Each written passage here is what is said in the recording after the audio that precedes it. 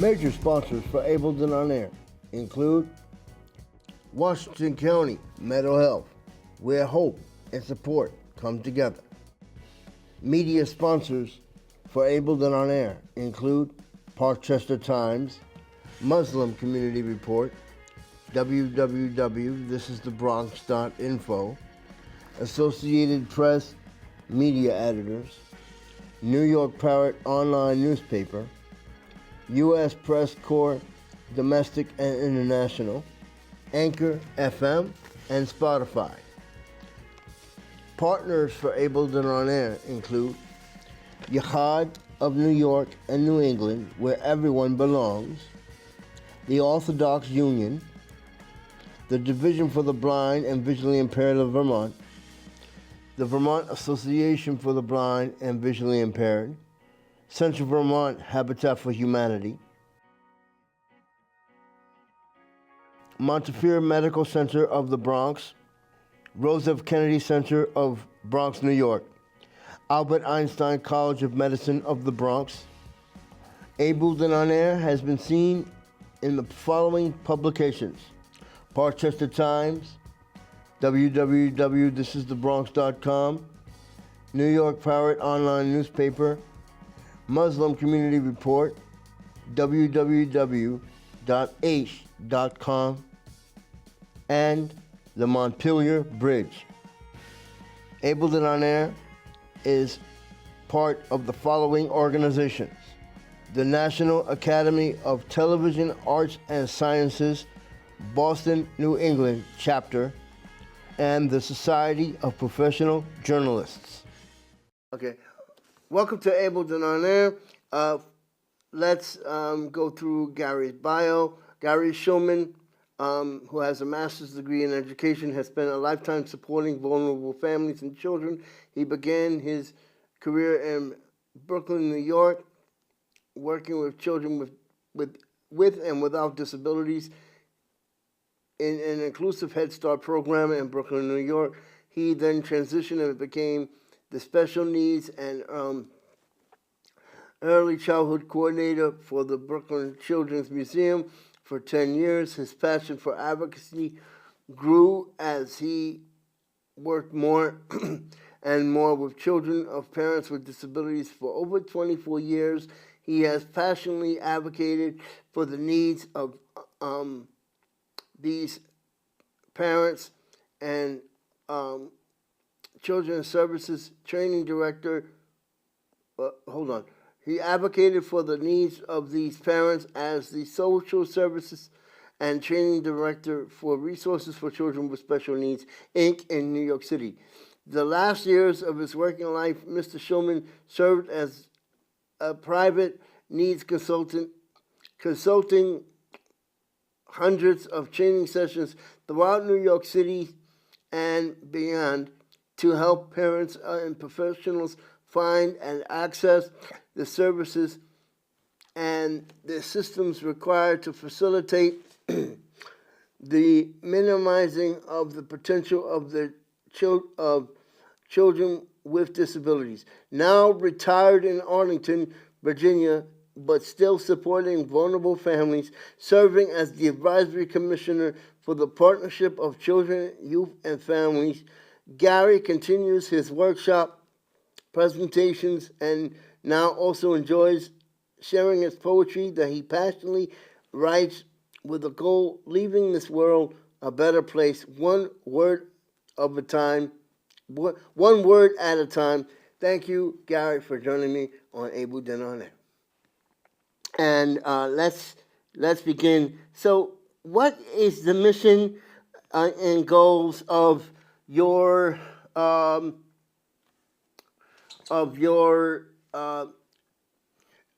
trainings? And let's start there. Sure. So I do a number of workshops. I do over 30 workshops, primarily for parents and caregivers of children with disabilities, as well as support professionals. And that's nationwide.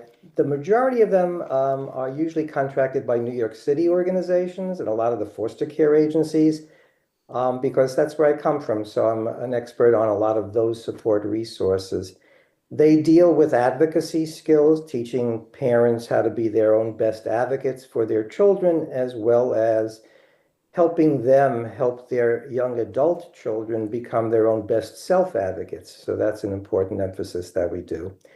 I teach professionals how to communicate with kindness. I think it's important, the way that we speak to people to empower the parents to be given the kind of kindness that they really deserve in this world. There are a lot of mean people out there right now trying to take away benefits and entitlements from our parents. So I think kindness now is more important than ever. We do workshops on reducing stress. We do workshops on the programs and services and benefits that are out there. Also workshops that deal with recreation, summer camps, getting respite, getting relief, linking with other families and getting a support circle so that their lives are filled with compassionate human beings that they can turn to. So it's really a wide variety of topics. They're virtual for New York and for outside of the Arlington area, but they're very interactive. I play a lot of games. We do music. I ask questions from them, try to get a sense of what they already know, and then I try to fill in the gaps and try to provide them with the kinds of concrete information that they're going to need so they can be their children's best advocates. And I deal with all disabilities, all age groups, and all needs, wants, and wishes. And that's really my goal, is to try to help them sort of kind of negotiate this world around them. Several years ago, I was talking about your workshops, and you said recreation. So I'm kind of jumping around here. Several years ago, I attended and did I did a news story about one of your workshops. You had a camp fair for Sure. parents of children with disabilities. Why is it important for these events to happen in and Sure. around New York and other states? Why is it so important for those? Well, it's important for the parents and caregivers, and it's important for the children, teens, and adults who have disabilities. Anytime that a child or a teen or an adult with a disability is away from the parent or caregiver, that is an experience in independence. Mm-hmm. And that's a critically important experience for them to have, because I've worked with parents where they're afraid to really let go of their children, and it's not until a crisis happens where they may become ill or they're aged, and now their child is 60 years old and they're 90, and they've never given them this kind of concrete experience of being away. And that to me is almost a form of abuse. You have to allow, as you would allow any child, to experience independence. But summer camps, they're fun. You learn new skills. Children who live in the city sometimes get to be out in the country, and that's a wonderful experience. They get to make new friends. They get to find out what some of their passions are that they may not be learning in school or in their community. They might learn this in camp. So it's an opportunity, as I say, to learn independence, to learn that it's okay to be away from mommy and daddy and still come back in one piece. And that's an important thing that both the parent and the child need to learn. And when parents tell me that they're afraid, they're afraid I have no control and my child is out of my sight. Well, who does? No parent does. So you examine, you visit the programs, you talk to other parents, you speak to experts like me. I ran the special camp fair for 25 years. So, if anybody really wants any concrete feedback about day programs, sleepaway programs, I know the good, the bad, and the ugly, and I can give them concrete feedback. I can send them information about summer programs in their area, as well as sleepaway camps all over the country. But it's a critically important process to allow the child to enjoy themselves, learn new skills, have an experience with independence away from mommy and daddy, and to learn that that's a good thing. We all feel good when we're feeling independent and we're doing things on our own. Mm-hmm. And a parent says to me, well, how do I prepare my child? Sleep over at your friend's house, somebody that you trust. Make sure your child is attending an after-school program. Avail yourself of the respite programs that exist. so that your child is away and being cared for by a When responsible. you say respite, can you Yeah, define respite in terms of of course. people with disabilities? And I'm glad you're saying that because, sometimes we professionals will use words and we're assuming that the parents know what we're talking about and they're embarrassed to say, what are you talking about? I've never heard that word. It's not usually a word we hear in everyday conversation. Respite means a break. It means relief.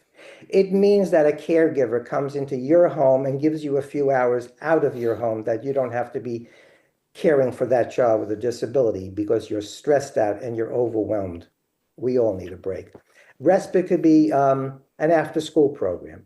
It could be a weekend program. It could be a 2-week program away.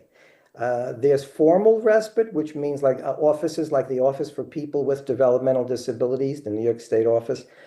They do fund various organizations in the New York area to provide in-home, out-of-home, and overnight respite with the sole purpose of relieving some of the stress for the parent and the caregiver and allowing the child to start trusting other adults because that's truly an important process that needs to take place.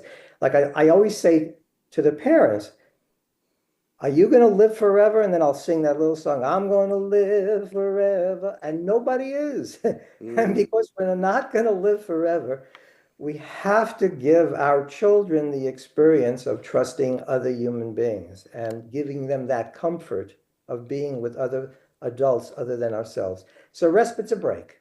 And you don't Um, even have to have a child with a disability to need a break. I think all parents mhm. need a break. But there are funded respite services if your child has a disability, and there's a process that you can go through to get that type of funding. Now, since you say sleep away, sleep in somebody's house and other things, what are some other ways that parents can prepare their child to be as independent as possible? I think it could start really early. The whole concept of allowing your child to make choices, even simple choices. Would you like to have the banana today or the apple? A simple choice. Allowing the child to do some independent thinking is preparation for the future. Concrete skills, preparing food, learning how to do your own laundry, doing chores. And again, based upon the disability and the functioning of the child, a chore can be as simple as making sure that you're choosing next day's clothing. That's a chore, that's a task. But this is leading to independence, helping mommy and daddy clean the apartment, cleaning up your own room, helping to prepare your own breakfast, even if it's just mixing the eggs while mommy goes ahead and then cooks the eggs. It's all the concrete skills that one is going to need to function independently. And as they get older, budgeting, learning about money, learning to help go shopping, making change, teaching them about a checkbook. And again, of course, it's going to depend upon the functioning range of that particular individual with that particular disability. And nothing, there's no such thing as one thing fits all. It depends upon the unique needs of that child. What do you But mean by that? What do you mean by that? Sorry for I, interrupting. you can't generalize. I hate when I hear people, okay, today is a workshop about the disabled. What does that mean? The disabled. If I have a 2-year-old child with cerebral palsy who has multiple issues, and you have a 16-year-old who happens to be deaf or hard of hearing, who cognitively is a genius, those are completely different universes. So I think that when we're talking about individuals who have disabilities, just as we're talking about people, every human being is unique. What I always point out to the parents is your child has this label. Somebody has given this label, your child was evaluated. That label is a very small part of who your child is, along with having this label perhaps of autism. Well, your child might also be a gifted musician. Your child might love to build things. Your child might love nature, likes to work with animals, loves dogs. That's also an important part of who your child is. That part, their interests, their abilities, their passions, that's the key to independence. That's probably going to be the key to getting a job as opposed to that label of disability. And it's a skill that parents need to learn to, there's a song that says, you got to accentuate the positive. Well, you're probably not going to eliminate the negative. The disability is going to stay there. I'm not even going to say the disability is a This is not negative. school. This is not Schoolhouse Rock, but I get your point. Because Yes. Schoolhouse Rock was one of those segments that taught, Well, I'll tell adjective, you, noun. Yeah. you can't take the music out of this old man. It's just part of who I am. This old Brooklyn boy has music in me. I got the music in me. I can't take it out. And that's how I do my workshops. My workshops are fun. They're musical, interactive. Parents go through enough stressful things in their lives that when you want them to sit through a workshop for 2 hours or for an hour, you want it to be enjoyable. And that's what I try to do with them. Hmm. Um, but but my points are critically important in that any time you can impart choices for the child, independent skills having to do with concrete skills leading to what they're going to need if they're possibly going to live on their own. The whole concept that we can't generalize about disabilities. Every child is unique. And I always say to parents, you could be in a support group where everybody else has a child with Down syndrome. That does not mean that woman sitting next to you has any idea what you're going through in your life, having your child with Down syndrome. Mm. And the way these two children who have the same label of Down syndrome are functioning could be completely different. So every child is unique, every parent is unique, and their life situation is unique. So that we professionals have to listen more than anything else as to who they are, what their needs are, and where they are in this world right now along their journey of caring for the child with a disability.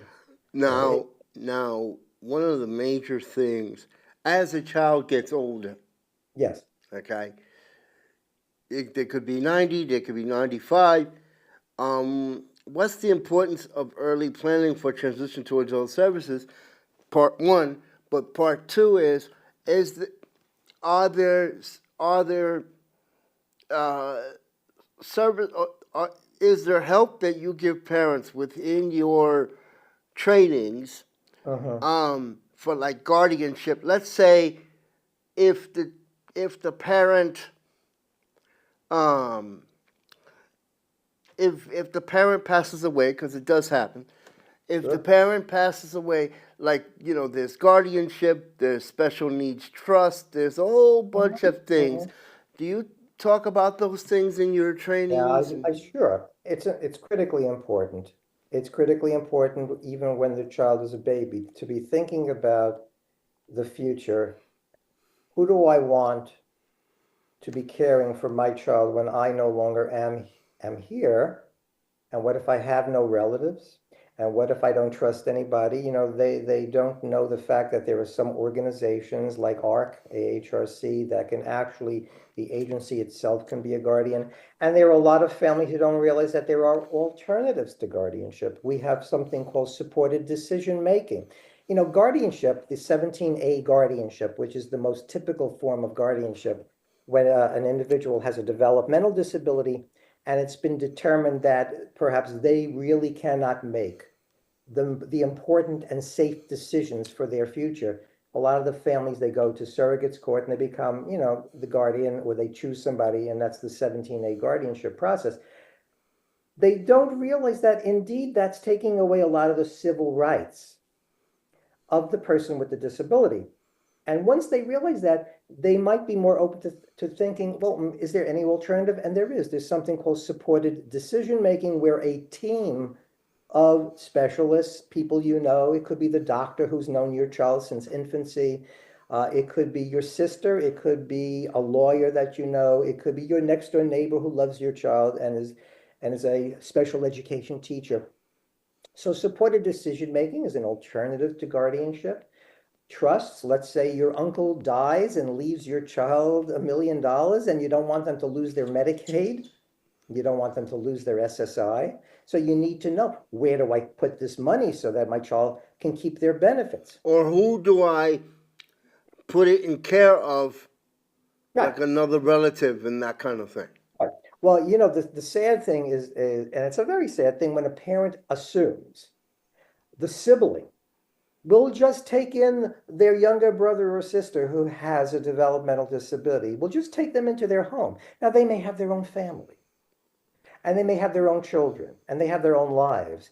We never should assume that somebody, you know, you have to have a discussion with those people who you would like to be the caretakers of your child with a disability. This has to be an extensive discussion. And you know what? The sibling may not be the most appropriate person, may not have the skills, may not have the financial resources. So that's why preparation has to be done early. You need to find the right legal people that you can trust, that are known in the community to be helping our families. You know, that's a research project. And there are people like me who can help link them with those good professionals. There are seminars you can attend. All the major organizations, YAI, AHRC, all of them, they all always offer ADAPT, they always offer workshops on future care planning. What do I do with my money so that my child will be taken care of? What about when my child leaves the Department of Education? That's going to end at 21. Yeah, Everything you else, mean aging out? aging out of the Department of Education programs. A lot of parents, some parents don't even realize that. They think that the entitlement for intervention continues. After 21, it becomes a competition. Therefore, you must also do early planning for that. Starting in the high school age, your child by age 14 should actually be involved in transition planning. They should have an input, they should have a voice. They may know what they want to do. Somebody should be asking them. Again, based upon their level their cognitive level, their ability to participate. But indeed, IDEA, the Individuals with Disabilities Education Act, does say that at 14, the teenagers should be involved in their own transition planning. They should be part of that group that meets to talk about what's going to happen next. Now, And I know this question wasn't on that we discussed, but that's fine. in the 1960s, Yeah. President Kennedy signed a law for more services for children and people with mental retardation, the Mental Retardation Act. In this new administration, and I know there are words, and we'll get to that Yeah. in a minute. I know there are words that we don't use anymore, Yeah. but are services going to go? Talking about the future of services for people with special needs from President Kennedy on Yeah. up. Are services going to go away for people with disabilities, being the fact that in the current administration we're in? Because it's very confusing. You know, they're Oh, going to yeah. cut this, Yeah. they're going to cut that. Yeah. Your opinion on that? My opinion, yeah, and again, it's just an opinion. See, right now I'm holding my crystal ball that I'm looking into the future in my crystal ball. I don't have one. Nobody has one that works. If there's one that works, please send it on over so that when I do my workshops, I can tell the families what's going to be. What I do say to Should the people be family, scared? yeah, I say to them, well, I don't want them to be scared because Lord knows life in and of itself can scare a lot of our families, not knowing the future. And I don't want them to be filled with any more stress than they currently have. I tell them, I'm going to tell you things that are true as of today. Like if I'm doing a workshop on benefits and entitlements, I'll say everything that I tell you is true as of today. I can't promise you it's going to be true next week, the week after, or a year down the road. And I think that's true for everyone doing workshops today. Right now, we have an administration where we hear very, very harmful words being used when they're talking about persons who have disabilities. And this was even before the current president was elected on the air, in the public media. He openly made fun of people with disabilities. And yes, we have parents of children with disabilities who voted for a person like that. We have individuals themselves. You have somebody like the governor of Texas who uses a wheelchair, who voted for someone who made fun of people with disabilities in the public media. When you hear words coming out of the mouth of someone who's then going to run a nation and they're derogatory toward somebody with a disability, And we'll you get, yeah. have to, yeah, you have to assume that person has no respect for an individual with a disability. Therefore, why would that be their priority? To uphold benefits, to uphold entitlements, to create a more compassionate environment for someone with a disability when they're mocking people with disability. It makes no sense. So all I'm saying is, I don't know what the future is going to bring. I'm hoping when we can vote again, if, if we can vote again at the midterms, that we will remember this now. And we will listen to what these people who are now running are saying about individuals with disabilities, about Medicaid waiver, about supplemental security income, SSI, about things like OPWDD, the Department of Education and its importance in this country to provide appropriate services for our children with disabilities. The Americans with Disabilities Act, what are they saying about Section 504? What are they saying about all the civil rights for persons with disabilities? We need to be asking these questions at public forums and then vote. Mhm. And then vote. Because if Not you don't vote. vote, if you don't vote, you don't have a say. Well, that's it. There was a mom, and I felt terrible for her. She was interviewed, and she happens to have a child with autism. And now all of a sudden, she said she voted for the current president. I don't even want to mention that name because it upsets me, makes my blood pressure go up. But she voted for the current president, and now she's very worried that her child is going to lose Medicaid. And I'm thinking, did you not listen?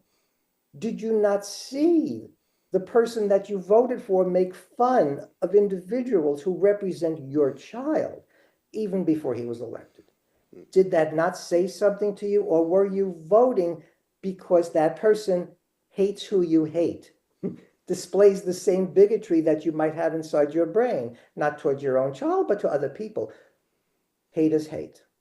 We don't need somebody like, we need somebody with compassion, somebody who understands that diversity is a positive. Um, so let's talk about, you said benefits and entitlements. Yes. Again, I'm jumping because I'm listening to you. Okay. And it's very important. Uh, Explain the benefits and entitlements as part of your trainings and Sure. why things like that. And if we go over, it's okay as far as time. Why is it important for the benefit trainings for people, for adults as well as parents of children with disabilities? Yeah, I mean, I'll give you a concrete example.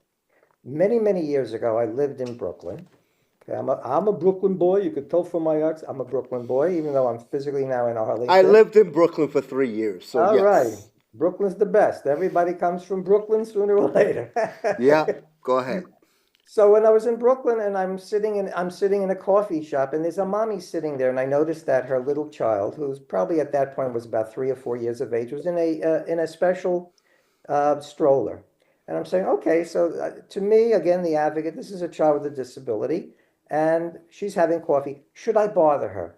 So the advocacy part of me says, well, maybe you should leave her alone. But you know what? Maybe she needs help. All I did was I went over to her and I gave her my business card. I said, I don't want to disturb you. You finish your coffee. I'm an advocate, free of charge. I'll never ask for a penny. If you ever need help, you contact me. Did I do the right thing? I don't know. But the next week she called me. You're talking about benefits and entitlements, and that's why I'm bringing this up. This was a mommy of a child with cerebral palsy, middle class, upper middle class, living in Park Slope, ritzy area, having money, and she's paying out of pocket for all the services and the therapies that she's getting for her child. I said to her, you're paying out of pocket, you're going to go bankrupt. She said, yeah, but I'm upper middle class. I don't qualify for anything. I said, have you heard about this thing called Medicaid waiver? And she, what? No, Medicaid waiver. What's that? Medicaid, that's for poor people. I said, Medicaid waiver is a way that your child, regardless of your income, can get not only Medicaid, but it's a form of super Medicaid. It'll pay for respite. It'll pay for a care manager. It will pay for all types of the kinds of services and therapies. There are special clinics called Article 16 clinics. And yes, your current healthcare probably doesn't pay for it, but the Medicaid will. And she was in tears because she thought because she was upper middle class, she didn't qualify. And even families who should know better, teachers who are teaching in special education, nobody gave them the Bible of information.